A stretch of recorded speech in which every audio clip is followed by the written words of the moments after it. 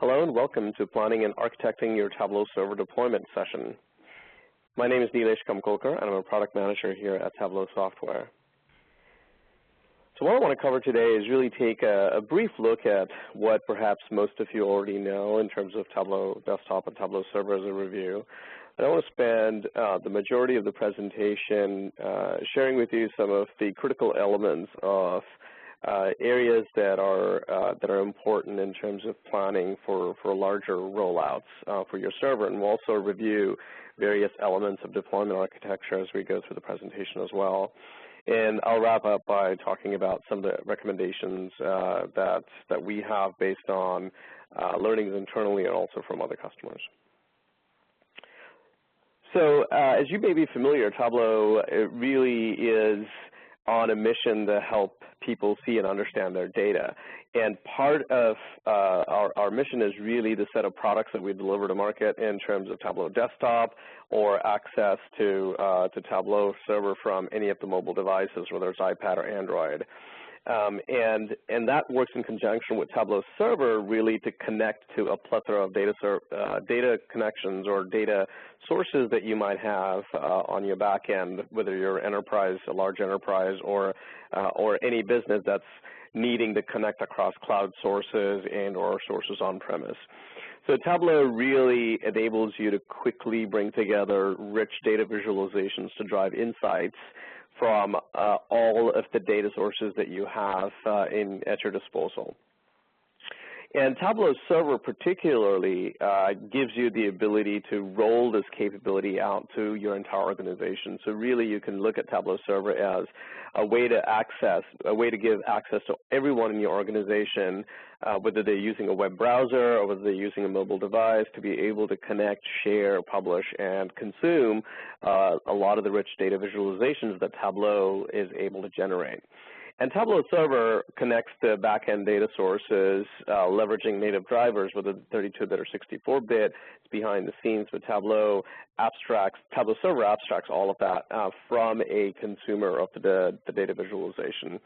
And also, Tableau Server is very flexible and extensible in the context of the enterprise in terms of being able to connect Active Directory, leveraging a map server that might be either on-premise or in the cloud, and also connecting to single sign-on providers like identity providers that support SAML, et cetera. From a protocol perspective, you may already be familiar. Tableau supports both HTTP, HTTPS. You can configure Tableau Server to use SSL as well.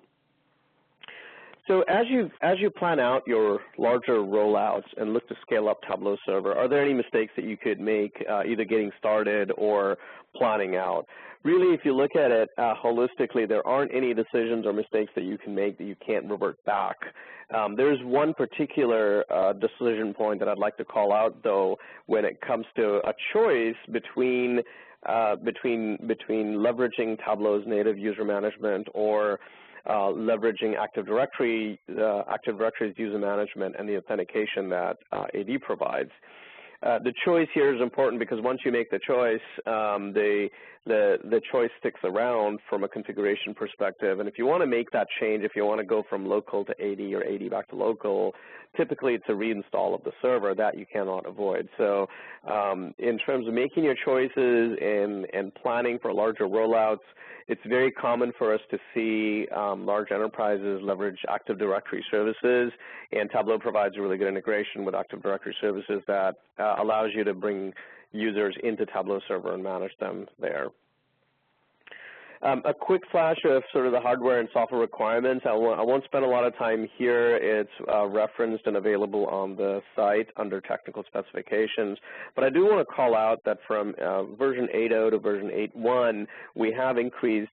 We've moved from 32-bit server to 64-bit server. So you'll see that dimension in terms of hardware requirements there. But also for 64-bit server, we've upped the minimum hardware requirement.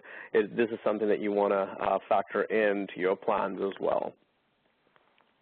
So let's go through and talk about each of the critical areas that you want to consider as part of your planning and architecting your larger rollouts. So let's start by understanding some of the critical services that Tableau Server has, and then from there we can go in and talk about the rest of the rollout. So Tableau Server internally has a lot of different processes and components that are also running as part of the holistic Tableau Server deployment. So some of the services are listed here. This is not as of this presentation, this is an exhaustive list, but as we work on the server, we certainly can add more components and combine components, but this sort of gives you a lay of the land today. So VisQL server, application server, data engine, backgrounders, and repository. These are some of the core elements of what makes up Tableau Server. And if you look at each one of these services, VisQL Server, for example, provides a lot of the heavy lifting in terms of servicing end-user requests, whether it is running through the pipeline, creating computations, running calcs, or actually even generating the layout for the visualization. A lot of that happens in the VisQL Server.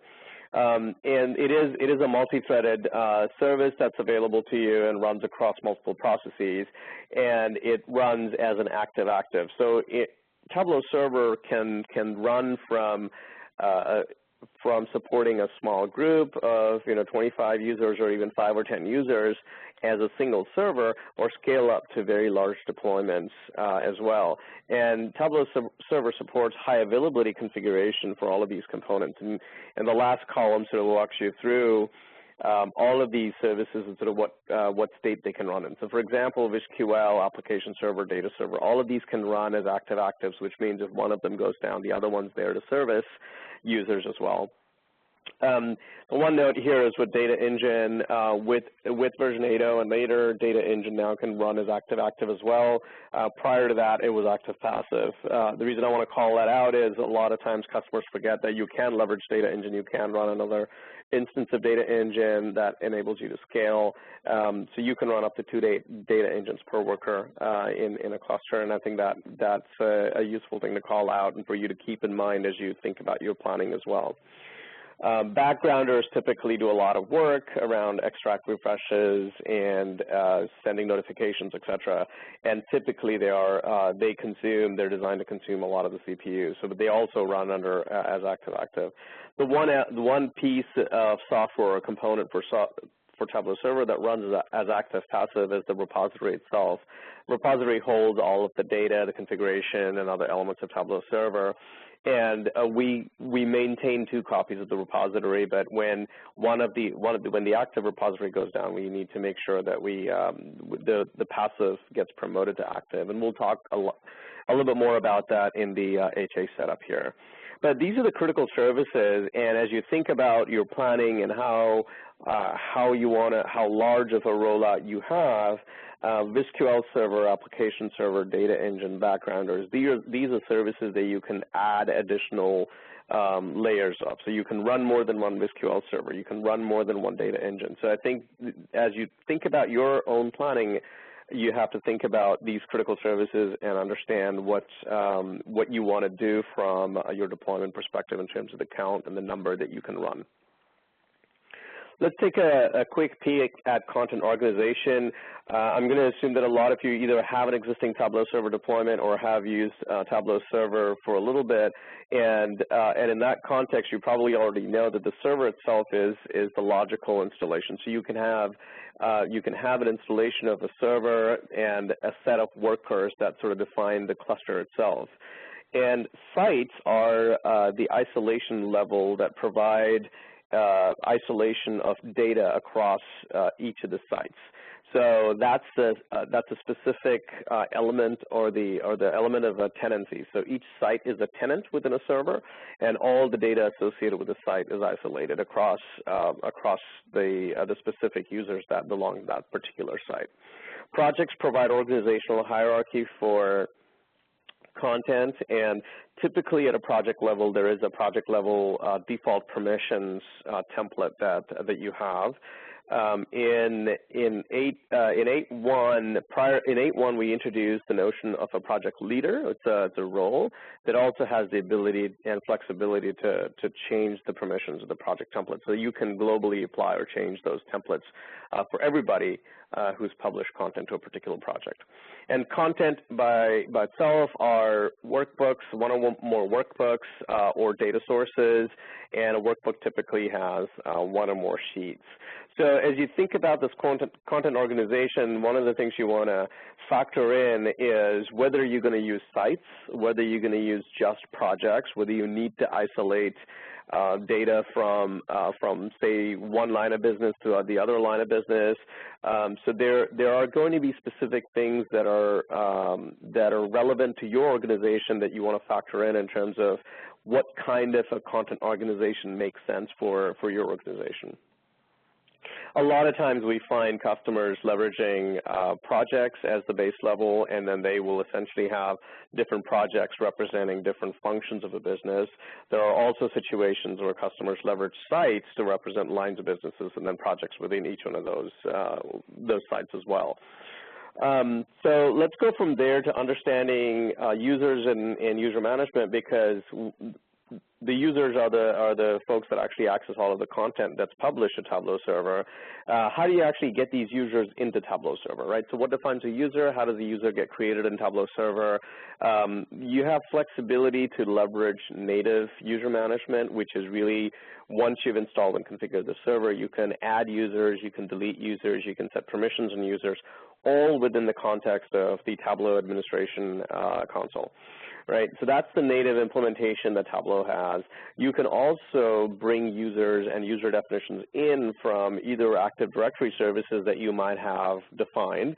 Typically, larger organizations that run AD and Active Directory is managed and maintained by IT, they prefer bringing those Active Directory users into Tableau. Fairly common thing to do, and it's an automated process that a lot of customers leverage where they run tab command every so often. Typically, depending on the amount of change or churn that an organization expects within their workforce, they will either schedule Active Directory refreshes every week, every month, or on a daily basis. But essentially, bringing in Active Directory users into Tableau saves a lot of effort for you in creating and managing all of those users, because IT is already expending that effort. So you can leverage all of the work IT is doing already to bring that into Tableau. You can also, in some scenarios, import users and groups from CSV files. I apologize for the typo there, but the idea is if you want to automate creation of users and groups for some reason within a deployment of Tableau Server, you can do that by specifying these users and groups within a CSV file and then importing them automatically. Typically, I see a lot of customers use some kind of a naming convention to create these, to create or request access to Tableau. For example, one of the large oil companies, they have a particular format of submitting an IT ticket that says, I want access to Tableau, here's the site name, here's the project name, and here's the group that I belong to. And based on that naming convention that is in the IT ticket, Tableau administrators then can go in and say, hey, this particular either user, group, or line of business that's requesting access to Tableau wants access for this particular site or this particular project, and they can sometimes go in and even have the naming convention reflect whether the user access has to be viewer only or interact or a mix of both. So those are some of the things that we have seen at other customers that work, and perhaps you can leverage those as well. Internally at Tableau and also at other customers, I've often seen permissions be managed at a group level. So essentially you would say all the users in this particular group, say development or marketing as a group, get a certain level of access to a given project or to a given set of content within a project. But once you have these users in Tableau, you need to support a way of authenticating these users when they come to Tableau to request content. I've covered this in one of the earlier sessions, but also I want to highlight it here because one of the key decision points in a larger rollout that you might face is what kind of a single sign-on technology do I want to leverage within my deployment. So we talked about local and Active Directory already. SAML is a third way that Tableau supports user authentication. SAML really provides a web-based single sign-on capability. So for organizations that have IT that have rolled out identity providers or identity management systems that support SAML version 2.0, Tableau can leverage, again, all of those existing investments that you've made to really just provide a single sign-on experience that already exists within the enterprise and just get Tableau Server to piggyback on top of that. So in the context of SAML, an example would be if you're already logged into your expense management system in your enterprise, when you go to Tableau Server, you don't have to log in again if you've configured Tableau Server for SAML. So SAML really takes care of making sure the user's identities are accurate and works in conjunction with an identity provider or identity management suite to allow you to provide single sign-on to enterprises. The other choice you might have is trusted tickets. Now, in scenarios where you don't really have IT, but you still want the single sign-on experience, trusted tickets is more of a native implementation of single sign-on that Tableau has had for quite some time now. And it also is easy to set up and configure and works really well with embedded views and things like that. So as you plan your deployment, you may also, in conjunction with your content strategy, ask yourself, is there a set of content that should be available to everyone in the organization without logging in, without having to authenticate? Guest user is common in scenarios like that where you might flip on guest access within Tableau Server for particular sets of projects or lines of businesses. So as you think about content organization and user authentication, those are sort of more from a server planning, authentication, user management perspective. But what you also want to think about is sort of more what the end-to-end scenarios are that are interesting for your organization. For example, one scenario might be that you are predominantly embedding Tableau visualizations within your existing enterprise application. So a lot of times customers will want to embed Tableau Vises within SharePoint, or they might want to embed it within SAP NetWeaver or other sort of web application services that they provide. So in that particular scenario, you're really just going directly from Tableau Server's web front end, the application server layer, to SQL Server and back to the data sources. The other scenario might be users within your organizations that are viewing or interacting, or perhaps you have a lot of automation that you do with Tableau Server for your scenarios where you use tab command to run through various set of scenarios or processing that you might want to do, like sending out reports, for example.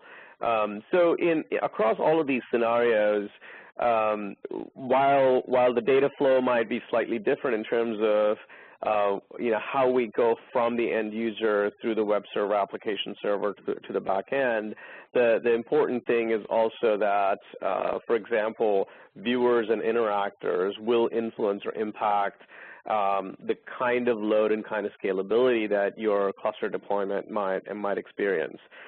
So talking about scale and talking about viewers, for example, in this case, let's say viewers are people that just load a visualization.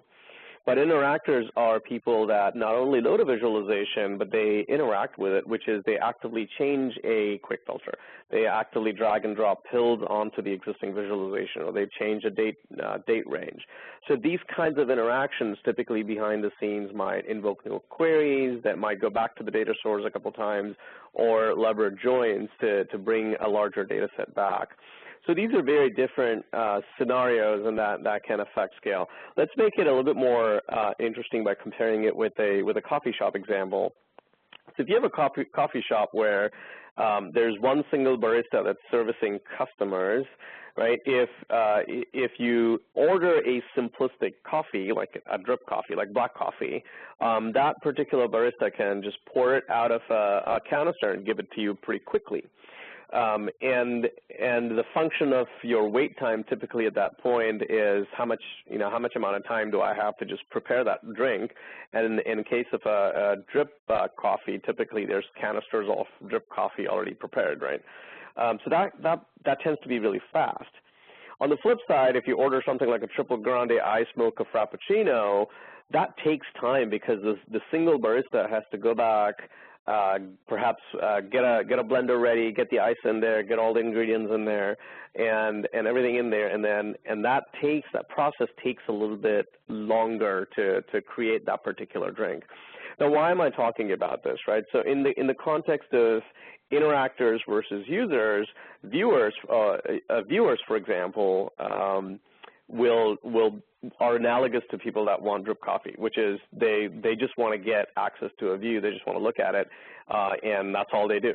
Interactors, on the other hand, are changing the mix, if you will, of what they're looking at. So they're interacting with the viz, they're changing the ingredients of the coffee, or in the analogy, right? And really that takes a little longer. So in the context of a coffee shop, the way you can plan for better scale in this particular example, right? So the line is longer. The queue length is really determined by the amount of time it takes for you to create or serve a cup of coffee, regardless of what coffee that is, and times the rate at which you're able to serve that up, right? So if there's one barista, it's a longer line. If there's 3 baristas preparing the drinks, perhaps the line moves a little faster.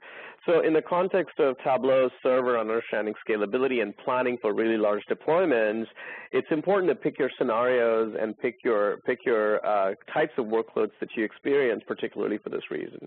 So for example, bringing that back into Tableau Workbooks, a lot of things can affect how the server can scale and respond to for different workloads. So you want to think through and make sure your hardware considerations are factored in.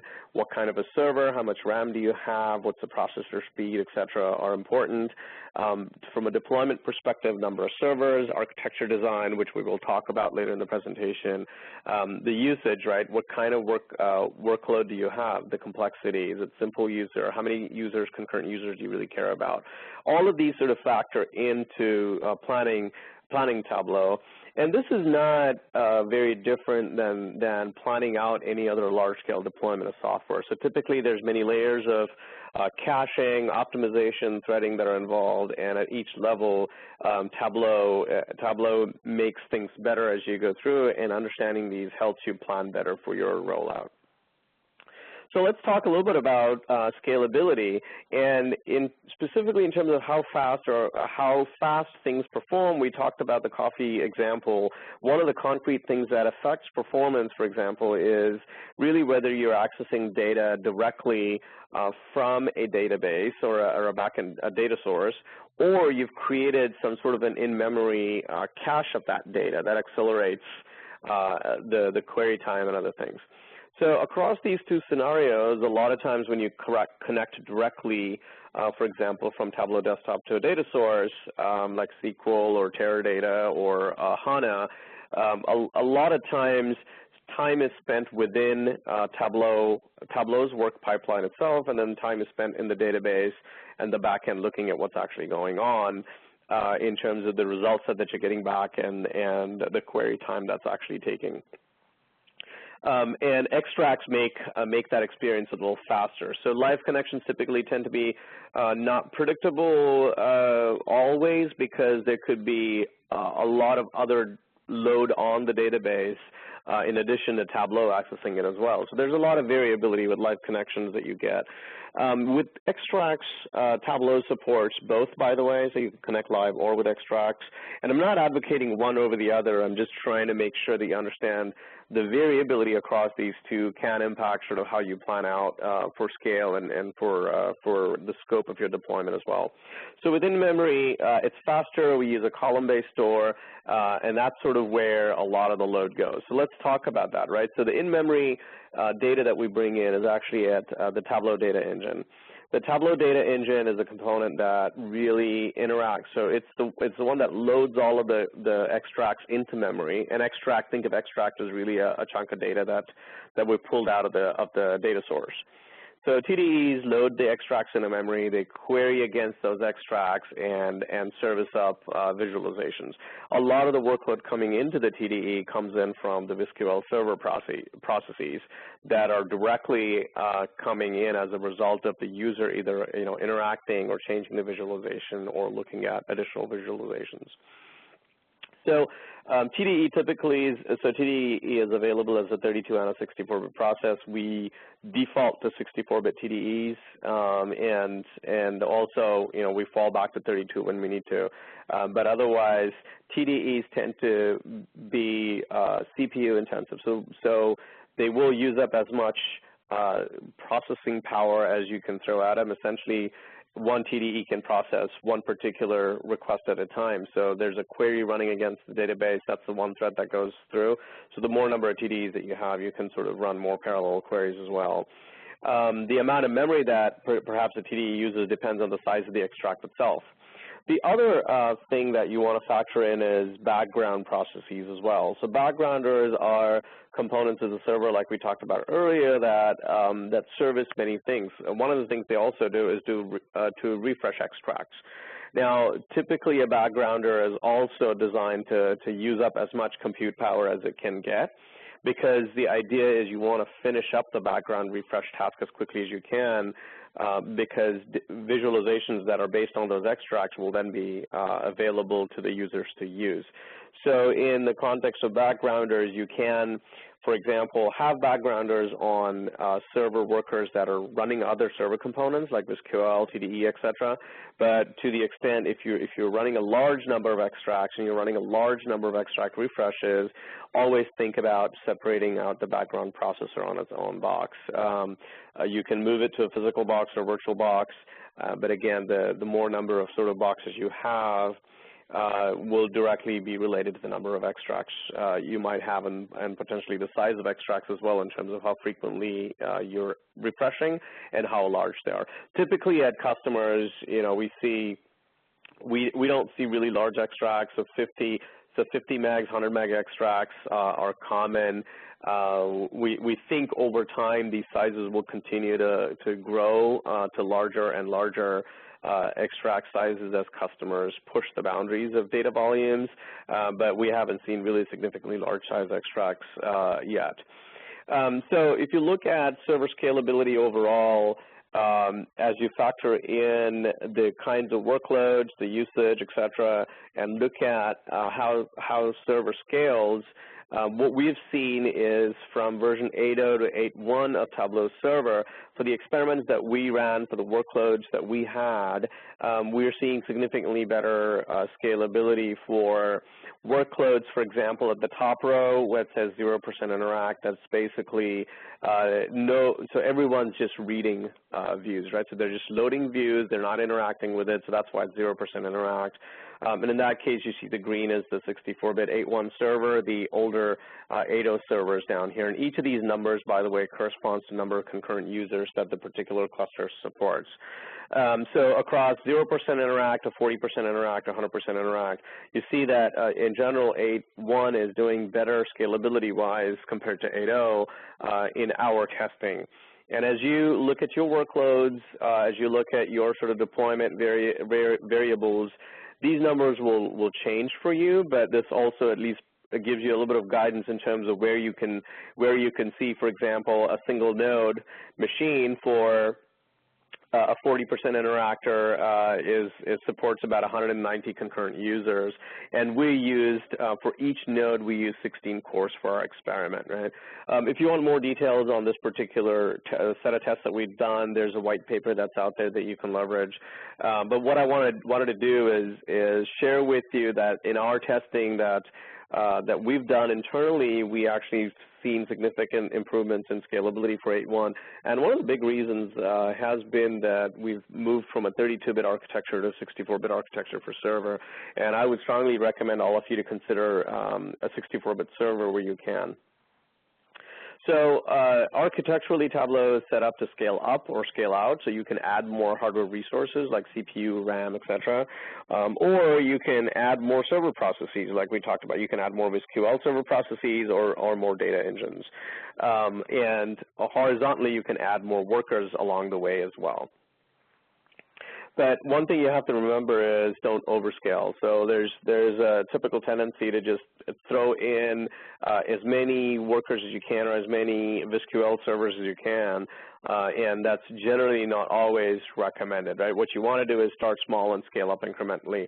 That being said, there's also a if you start with 4 cores, that is close to the minimum recommendation, or in some cases below minimum recommendation, server will still run on a dual core box. We'll just warn you that performance and scale is gonna suffer, but that is something you want to keep in mind. So, good rule of thumb: 8 cores, roughly 100 concurrent users. Again, that might change depending on your workloads and scenarios.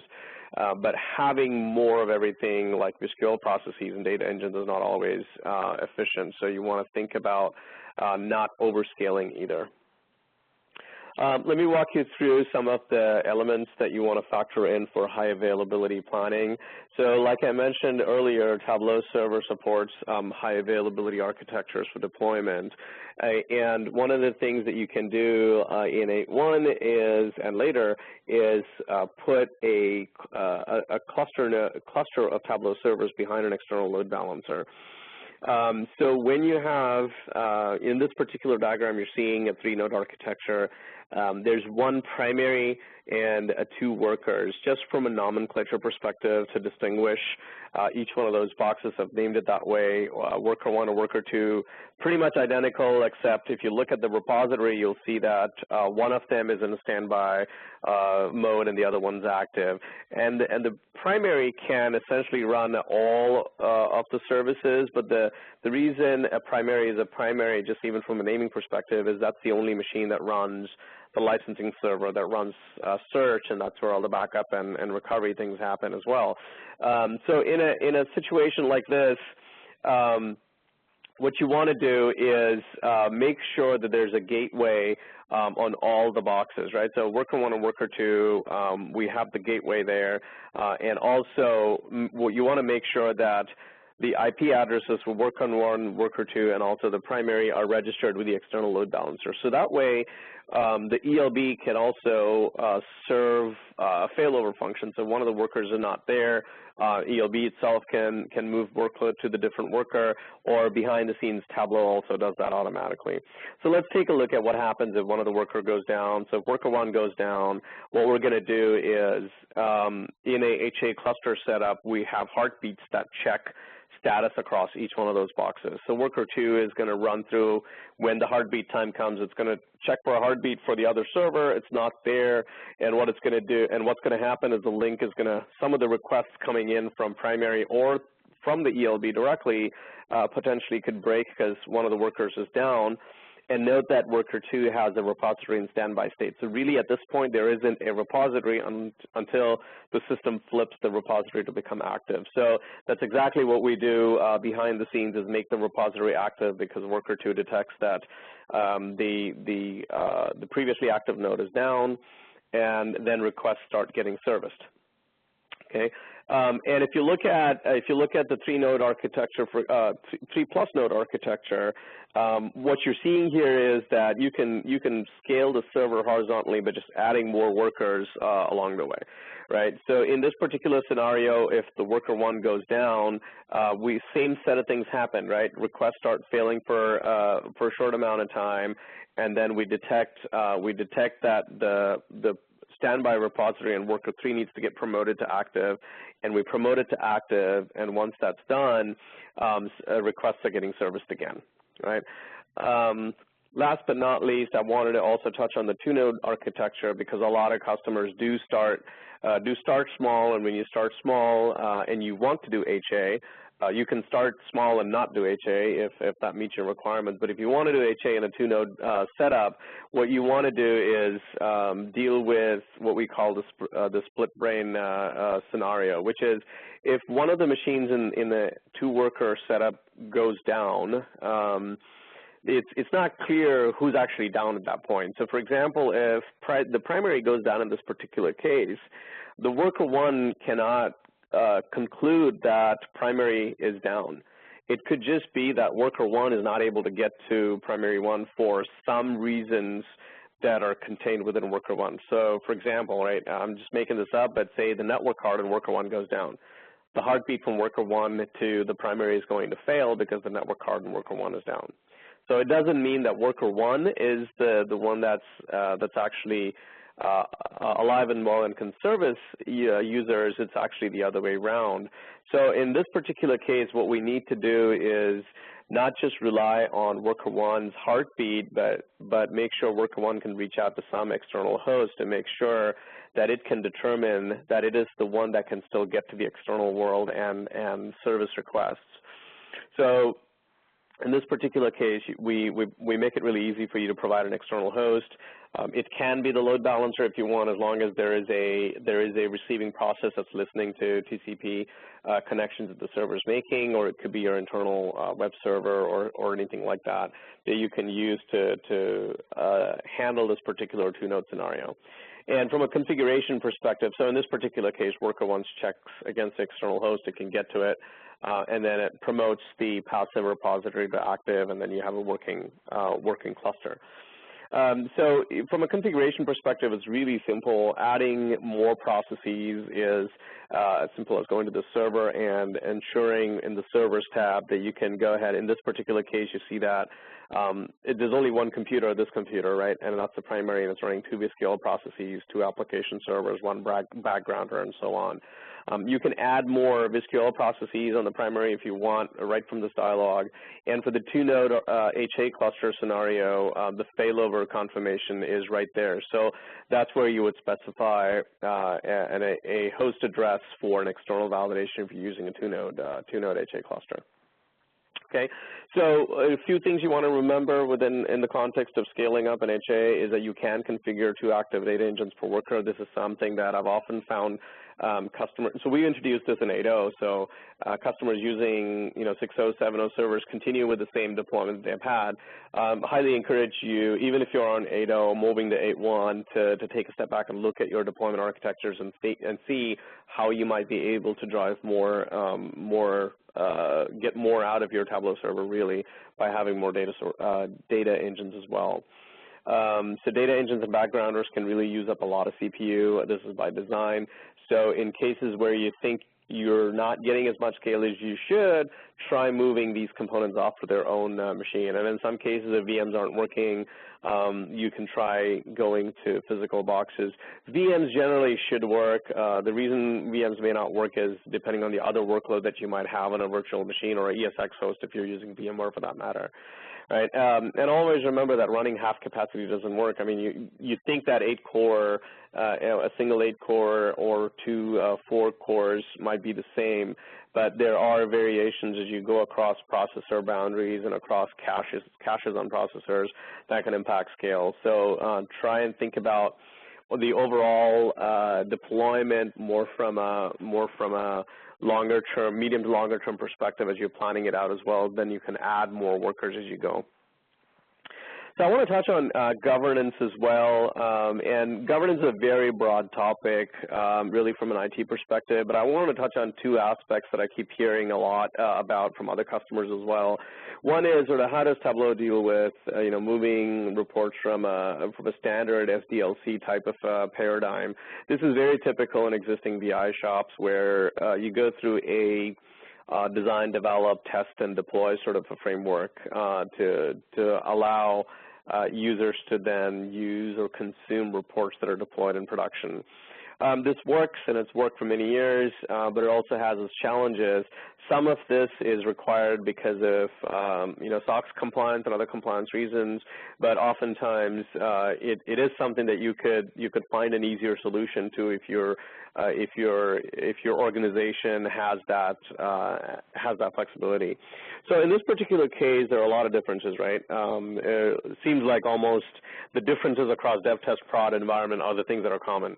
And the hardware can be different, the OS versions can be different, the patch levels can be different, the database drivers and the mix of 32 and 64.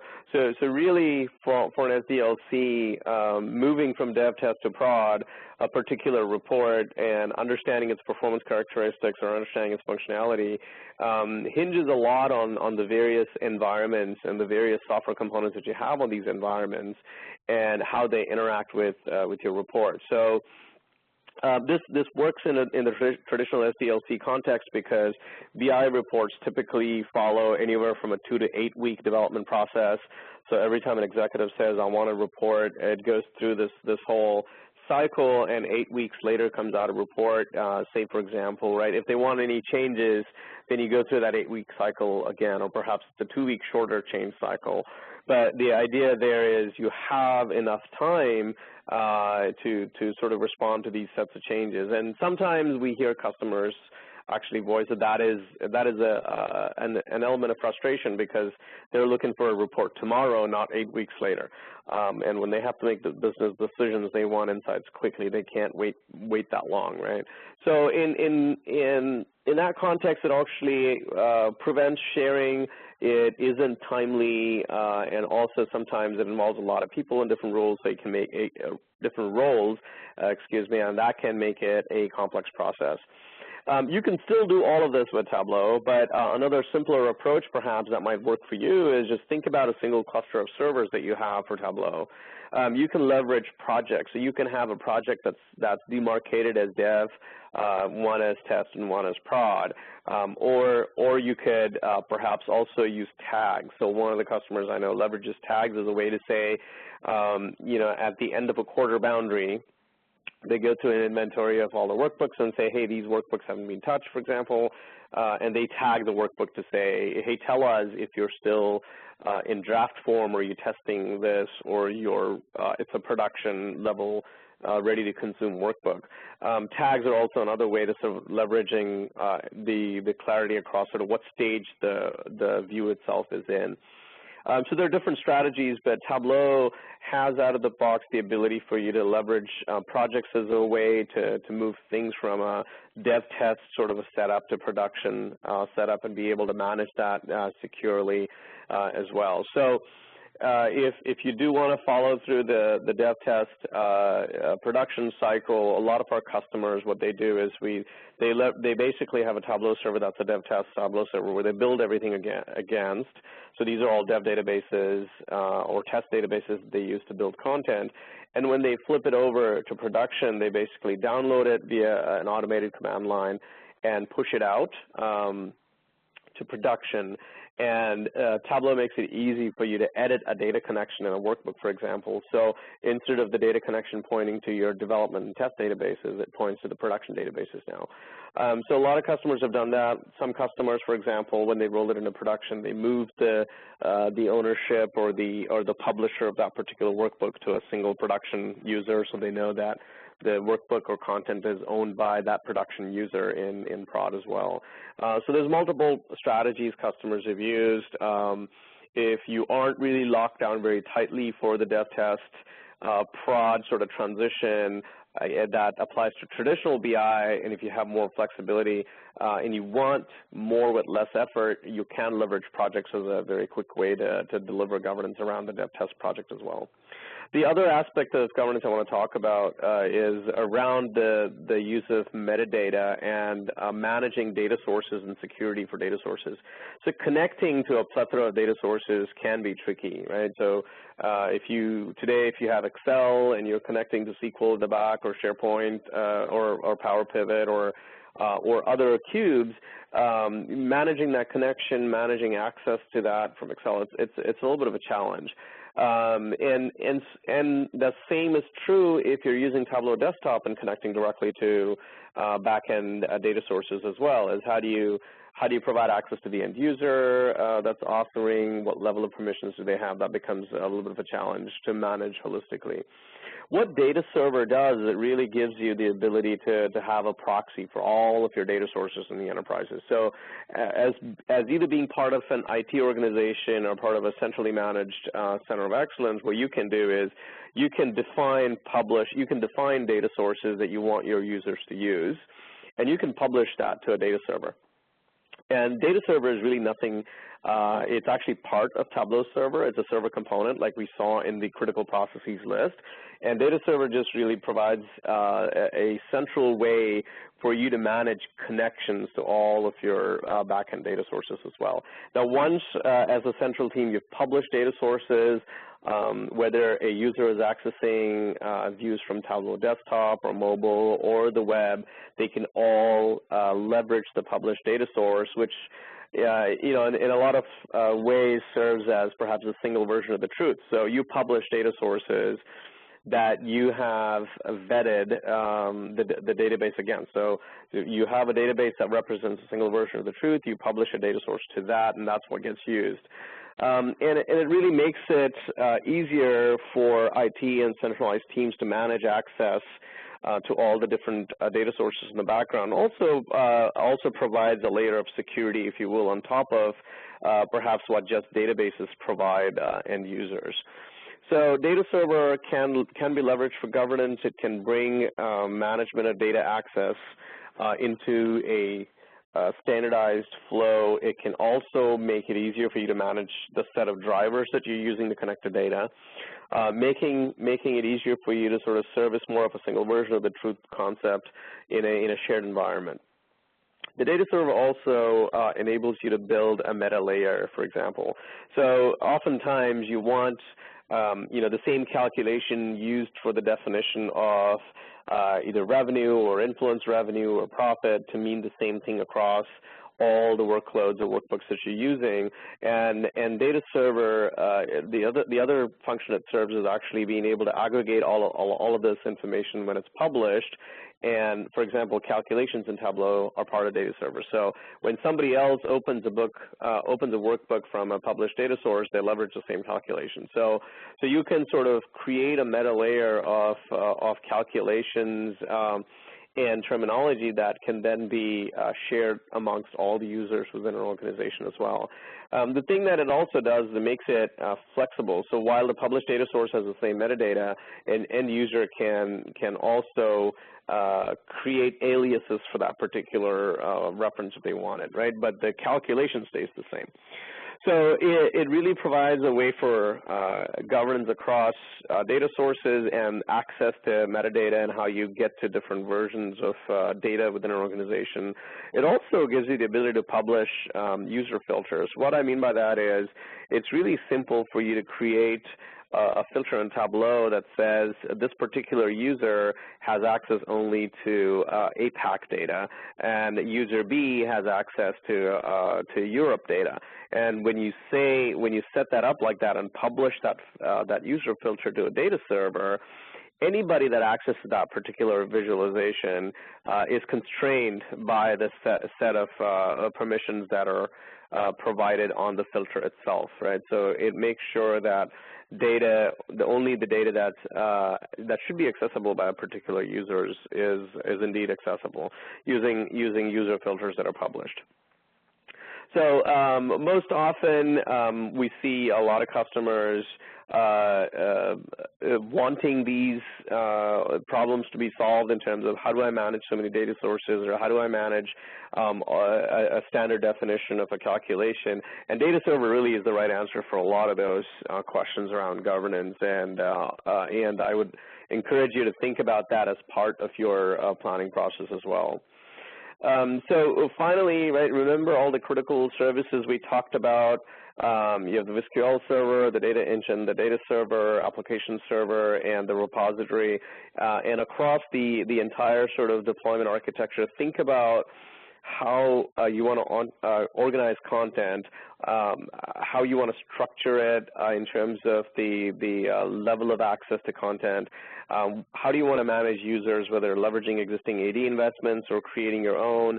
Prioritize scenarios. Are you embedding more of the visualization in an enterprise application, or do you have more of people that view Tableau workbooks, or do you have a lot more people that interact with Tableau workbooks?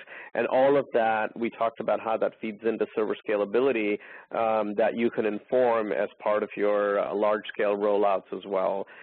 We went through multiple deployment architectures of 2-node, 3-node, and 3+ nodes in a server cluster. Server is designed to scale up and scale out, so it can really meet your needs where you want to scale out your organization to, but a little bit of planning up front can go a long way. So I would strongly urge you to think about not just what you can plan for today, but as you grow, you can incrementally keep adding more either cores or servers or other processes that we talked about to help you scale out as well.